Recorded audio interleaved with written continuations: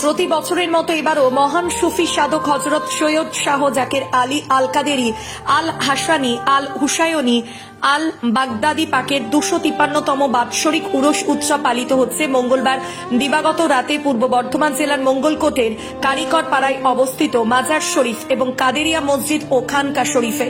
গৌসে শানিপাক নামে খ্যাত এই মহান তাপস ইসলাম ধর্মের প্রবর্তক হযরত মুহাম্মদের 29তম এবং একই সঙ্গে কাদেরিয়া তরিকার প্রতিষ্ঠাতা বড় পীর সাহেব আব্দুল কাদির জিলানির 16তম বংশধর।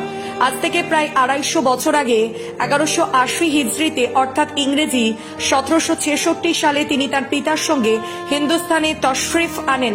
পরবর্তীকালে তার পিতা পরিবার পরিজন সহ ফিরে গেল সুফি তরিকার প্রসারের লক্ষ্যে রেখে যান 2 পুত্র ও 1 পৌত্রকে। জ্যেষ্ঠ পুত্র গৌসে শানিপাক রয়ে যান মঙ্গলকোটি, আর তার কনিষ্ঠ ভ্রাতা কুতুবে বাড়ি পাক হযরত সৈয়দ শাহ রওশন আলী পাকের সাধন ক্ষেত্র ও মাজার শরীফ রয়েছে বিহারের পূর্ণিয়া জেলার হযরত রওশনগঞ্জে।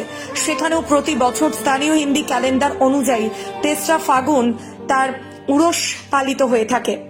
গৌসে শানিপাকের জন্ম 1111 হিজরিতে হয়েছিল।